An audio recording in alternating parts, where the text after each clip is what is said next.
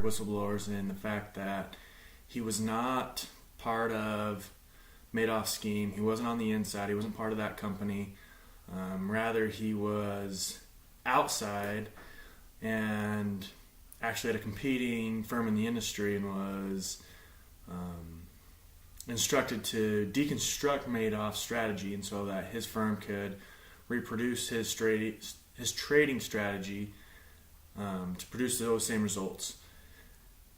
So he still followed the 7 steps presented by Trevino in the text. However, it is slightly differing than other whistleblowers that blow the whistle from the inside. So starting at step 1, Markopolo, he was instructed to deconstruct or reverse engineer how Madoff was producing these results. What trade strategy was he using? How was he executing these trades? And so while he was doing the math, trying to reverse engineer this, he found the probability and likelihood of fraud, in which case he presented that with his managers, which is step 1. Go to your immediate manager. He was presenting it with other people at his firm, his managers. However, he couldn't go to the immediate manager of Madoff's company and firm because he wasn't a part of that. However, going to others in his firm, I believe, is part of that step. Step 2 is where you speak with your family, make sure they know the situation, what to look for, what the potential downfalls are. And there's no exact wording or direct place where it talks about how he spoke with his family. However, he was pursuing Madoff for close to a decade. He was constantly sending memos to SEC. And so in this situation, I believe, because the fact he was pursuing Madoff for so long, his family had to know what was going on. He had to have spoke with his family. And at this stage, in this step, this is also where you do a little bit of soul searching and you decide whether you want to pursue this to the end or if it's something that is not reasonable to take to the end. And so this fits with how Markopolo pursued Madoff and this scheme. Step 3 is taking it to the next level. And so this is kind of where it starts becoming a little bit harder for Markopolo to follow this scheme or these steps because he can't take it past his immediate manager to the next level. He was almost already taking it to the top as it could by going to the SEC, reporting kind of what he found, the probabilities of it, the math behind it all. And so this is kind of where it starts getting a little bit different than the steps provided by Trevino.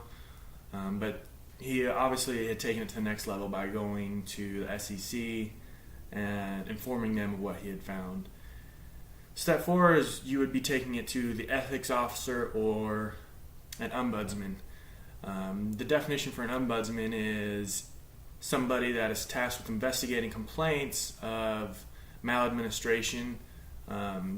Because Markopolo was outside of Madoff's inner group and company, he couldn't go to an ethics officer involved with them because obviously he's on the outside. However, I would classify the SEC as an ombudsman because they are tasked with investigating maladministration, fraud type cases, and that is who he went to. He went to them. He went to the SEC. He was informing them that they might be able to start an investigation, look into these allegations. Step 5 would be considering going outside your chain of command. For companies, this would be going to other departments that might be involved or interested, might be able to help with the resolution of this case. For Markopolo, he didn't really have a chain of command in regards to the Madoff scheme. He had found what he'd found. The only people that could really do anything about it were the SEC, and that's kind of who he went to. That was kind of, in my opinion, in his chain of command already, because that's who he would have to go to in order to get this pursued.